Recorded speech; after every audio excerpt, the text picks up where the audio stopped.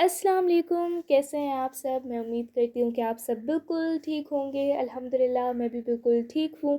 तो आज की इस वीडियो में मैं आप लोगों के साथ शेयर करने वाली हूँ अपनी स्टडी रूटीन और कुछ स्टडी टिप्स भी शेयर करूँगी और अपना स्टडी एरिया भी क्लीन करूँगी, वो भी आपके साथ। तो ये है मेरा स्टडी एरिया। मैंने एक टेबल यहाँ पे रख दिया ताकि ऑफ़ कोर्स मैं आराम से अपनी बुक्स वगैरह यहाँ पे रख सकूँ और आराम से पढ़ सकूँ। और इसके साथ भी एक कबर्ड आप कह सकते हैं, कबर्ड है जहाँ पे मेरी एक्स्ट्रा बुक्स पड़ी हैं। मतलब अगर मुझे कोई मैथ्स का काम करना है या फिर इंग्लिश का, तो वो बुक मेरे इस टेबल पे होगी। जबकि इस्लामियात, उर्दू और वो एक्स्ट्रा बुक्स जो होती हैं, जो कि ऑफ़ कोर्स यूज़ करनी होती हैं, लेकिन जब उनका कोई काम नहीं होता तो मैं उस एरिया में रख देती हूँ ताकि मुझे एक्स्ट्रा बुक्स मतलब इतनी स्पेस वो ऑक्यूपाई ना करें। तो ये कुछ स्नैक्स थे जो मेरी ये मम्मा मेरे लिए लेकर आई थी। और ये किनौर के न्यू ब्लेजिंग नूडल्स भी थे जो कि मुझे ट्राई करने थे। और काफ़ी टाइम से मुझे नूडल्स की क्रेविंग भी बहुत हो रही थी कि कोई अच्छे से नूडल्स हों मैं खाऊं, क्योंकि अभी आपको पता है पाकिस्तान में सर्दियाँ स्टार्ट हो रही हैं और रात को तो कुछ ज़्यादा ही सर्दी हो जाती है। तो ऑफ़ कोर्स मुझे नूडल्स चाहिए होते हैं, क्योंकि पिछली बार भी सर्दियों में मेरे फादर ने मुझे बॉक्सेस भेजे थे फुल नूडल्स के, और वो मैंने इतने जल्दी ख़त्म कर दिए थे।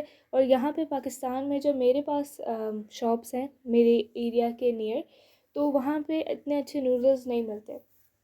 और अगर आप वो नूडल्स खाते हैं तो फिर आपका या तो पेट ख़राब हो जाता है या तो फिर वो जलन महसूस होती है मैदे में। तो यहाँ के मुझे नूडल्स बिल्कुल भी नहीं पसंद। ओके, तो अभी मैं अपना साफ़ करने लगी थी टेबल, और उसके साथ साथ एक बहुत ही इम्पॉर्टेंट बात। आप जैसे कि देख रहे हैं कि यहाँ पे मैंने 4 कॉर्नर्स बनाए हैं और एक पे लिखा हुआ है project 50।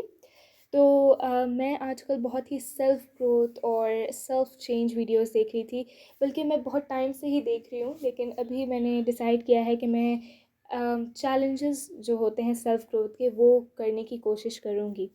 So today was the first day और पहला टास्क था 8 बजे से पहले उठने का। तो अभी तो मेरे कॉलेज की छुट्टियां थी, तो मैं बहुत 8 साढ़े 8 बज जाते थे। लेकिन आज मैं 8 बजे से पहले उठी और इंशाल्लाह फिर मंडे से कॉलेज भी शुरू हो जाएगा। तो फिर मेरी रूटीन फिर सही सेट हो जाएगी, क्योंकि फिर मैं कॉलेज वाले दिनों में 5 या 5 बजे ही उठती हूँ या साढ़े 5 बजे। तो यहाँ पे मैं अपना बैग का क्लटर भी साफ़ कर रही थी।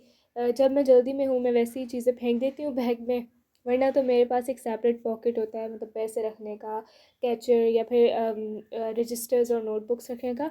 लेकिन फिर अगर मैं जल्दी में हूँ तो मैं ऐसे ही फेंक देती हूँ। तो वो मैं सब कुछ साफ़ करी थी। और आप लोगों को मैंने पिछली वीडियो में भी बताया था कि मैं आज़ाद चाय वाला के कोर्सेज़ कर रही हूँ, और वो बहुत ही अच्छे जा रहे हैं। अब तक तो मैंने बहुत से कोर्सेज़ कर लिए हैं, और कल ही मैंने यूट्यूब ऑटोमेशन का कोर्स कंप्लीट किया था। मुझे लगता है वो 2 घंटे का था, या मैक्सिमम वो 2.5 आवर्स का था, इससे ज़्यादा नहीं था। तो इंशाल्लाह मैं आप लोगों के साथ अपनी सारी कोर्स जर्नी भी शेयर करूँगी, सेल्फ़ ग्रोथ जर्नी भी शेयर करूँगी। और मैं यूट्यूब पर देख रही थी कि कोई मुझे ऐसी वीडियो मिल जाए जहाँ पर कोई अपनी सेल्फ़ ग्रोथ जर्नी पूरी कंप्लीटली तरीके से ना फ़िल्म कर रहा हो। जैसे अगर कोई न्यू स्किल सीख रहे हैं या फिर कोई न्यू बुक पढ़ रहे हैं, तो बुक्स के लिहाज से तो मुझे बहुत मिल गई थी कि लोग बहुत सी बुक्स हैं, मोटिवेशनल बुक्स हैं, द साइकोलॉजी ऑफ मनी हैं, और रिच डैड पुअर डैड है। बहुत सी ऐसी बुक्स हैं जो लोग पढ़ रहे थे। लेकिन मुझे ऐसी बुक चाहिए, मतलब मुझे ऐसी वीडियो चाहिए थी जहाँ पर वो एक स्किल भी सीख रहे हों, ताकि मुझे भी पता चले कि कौन सी स्किल्स आजकल लोग ज़्यादा सीख रहे हैं और सब कुछ। वैसे जो ये 50 डेज़ चैलेंज होगा प्रोजेक्ट 50, तो इसमें आपको 1 घंटा अपनी एक स्किल सीखने को भी देना पड़ेगा। मतलब आपने 1 घंटा निकालना है ताकि आप कोई स्किल सीख सकें। तो I am really excited to do this challenge. अब पता नहीं मैं कंप्लीट कर पाऊँगी या नहीं। और सबसे बड़ी चीज़ जो इस चैलेंज की है वो ये है कि अगर आप 50 डेज़, आपको जैसे मैंने बताया 50 डेज़ चैलेंज है, और अगर मैंने सेकंड डे पे कोई एक चीज़ छोड़ दी, अगर मैंने एक्सरसाइज नहीं की या फिर मैंने कोई स्किल नहीं सीखी, तो मुझे वापस पहले दिन से स्टार्ट करना पड़ेगा। तो या तो मेरी ये जर्नी एक ही बार कंप्लीट हो जाएगी, या तो फिर 100 बार करने के बाद ही कहीं जाके कंप्लीट होगी। क्योंकि अगर एक दो बार हो जाए कि वापस से रिपीट करो, तो इंसान सारी मोटिवेशन लूज़ कर देता है, और फिर इंसान बोलता है चलो अगले हफ्ते या फिर अगले से अगले हफ्ते वापस ट्राई करूँगी, और फिर ऐसे ही रह जाता है वो चैलेंज। लेकिन इस बार चूँकि मैं रिकॉर्ड भी करूँगी, तो हो सकता है मैं फिर कंसिस्टेंट रहूँ और अपना चैलेंज एंड तक कंप्लीट करूँ। तो ये कल का व्लॉग है जो कि अभी मैं एडिट कर रही हूँ। तो कल ही मेरा यूट्यूब ऑटोमेशन कोर्स कंप्लीट हुआ है। और जब आप ऐसे कोर्सेज़ करते हो ना तो आपको मोटिवेशन आती है कि हाँ हमने भी अब करना है। तो बस ये मैं कोर्स कर रही थी अपना कंप्लीट। और आप मुझे बताएं कि आप कौन सी कंट्री से ये व्लॉग देख रहे हैं। और इसके साथ साथ आगे भी आने वाली वीडियोस में आप लोगों के साथ मैं कुछ ना कुछ शेयर करती रहूँगी कि किस तरह अपनी लाइफ को आप बेहतर बना सकते हैं। क्योंकि if you can be classy why be simple.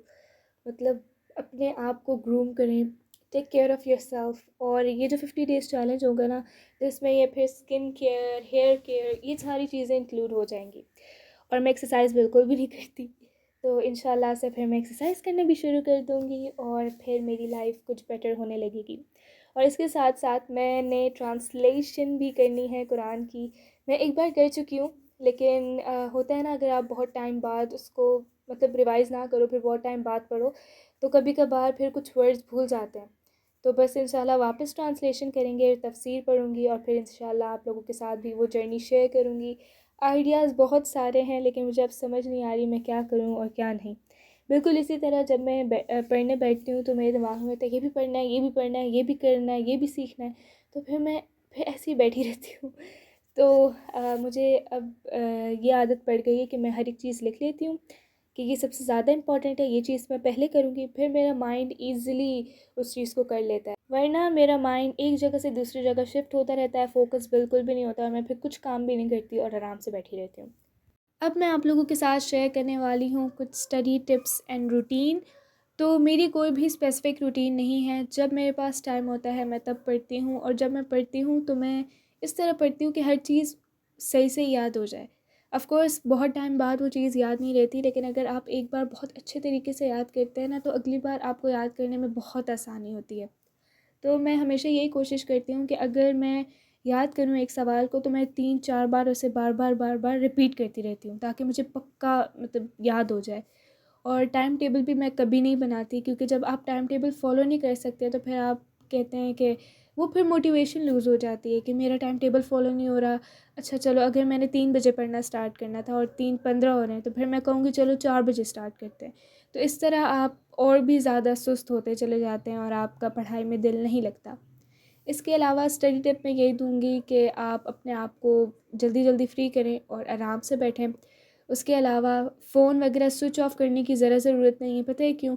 क्योंकि जब भी मैं स्विच ऑफ़ करती हूँ फ़ोन को तो फिर बाद में मुझे ज़्यादा क्यूरियोसिटी होती है कि किसी का मैसेज तो नहीं आया होगा, ये वो। तो आप बस अपने आप को थोड़ा-सा डिस्ट्रैक्ट कर लें फ़ोन से और अपनी पढ़ाई शुरू कर लें। मतलब फ़ोकस ना करें उस पे। अगर आप स्विच ऑफ़ करके रख देंगे तो आप फिर ज़्यादा सोचेंगे कि किसी का मैसेज आया होगा, किसी ने कॉल की होगी, तो लेट इट बी। उसके अलावा आप अपने पास पानी ज़रूर रखें। मैं ऊँचा पढ़ती हूँ, तो फिर मुझे पानी की ज़रूरत होती है और फिर उठ के जाना, फिर बंदा डिस्ट्रैक्ट हो जाता है, फिर किसी और काम में मैं लग जाती हूँ। तो पानी अपने अपने पास रखें और जब आप पढ़ें तो आप बहुत फ़ोकस करके पढ़ें, नोट्स बनाएँ। क्लास में भी जब आप हों नोट्स बनाएँ। याद करते वक़्त आप कैसे नोट्स बनाएँगे, कोई भी क्वेश्चन है उसके इम्पोर्टेंट पॉइंट्स आप लिख लें, ताकि जब पेपर में भी अगर आप भूल जाए तो इम्पोर्टेंट पॉइंट्स याद होंगे। तो वो पेपर में तो ऐसी स्किल आ जाती है कि आप बस एक वर्ड बताओ और मैं खुद नीचे लिख लूँगा। तो बिल्कुल इसी तरह होता है, जब आपको इम्पोर्टेंट पॉइंट्स पता होंगे आप उस वक़्त कुछ लिख ही लेंगे। तो ये इम्पोर्टेंट नोट्स बनाएँ, पॉइंट्स लिखें आप। और जब लेसन हो रहा हो तब तो इम्पोर्टेंट पॉइंट्स ज़रूर लिखा करें और हाइलाइट किया करें, हाइलाइटर अपने पास रखा करें। तो यही आज हैं जो मेरे दिमाग में स्टडी टिप्स आ रहे थे और मैंने सोचा आप लोगों के साथ शेयर कर दूँ। और बस दिमाग में अपना गोल रखें और फिर आपको किसी मोटिवेशन की ज़रूरत नहीं होती। मोटिवेशन के लिए अगर आप कोई वीडियो देखेंगे तो वो मोटिवेशन सिर्फ़ उस वीडियो तक ही महदूद रहेगी। जब आप उस वीडियो को हटाएँगे तो और किसी और वीडियो पे चले जाएँगे, फिर वो मोटिवेशन ख़त्म हो जाएगी। तो हमेशा अपने गोल्स को अपने ज़हन में रखें और तब पढ़ने बैठें। तो ये थी मेरी आज की वीडियो। आई होप आप लोगों को ये छोटी सी video with my little talk पसंद आई होगी। इंशाल्लाह मिलती हूँ आपको नेक्स्ट वीडियो में जो कि बहुत ही इंटरेस्टिंग होने वाली हैं। इंशाल्लाह आई होप आप सबको पसंद आएगी। तो मिलती हूँ आपसे नेक्स्ट वीडियो में। अल्लाह हाफ़िज़।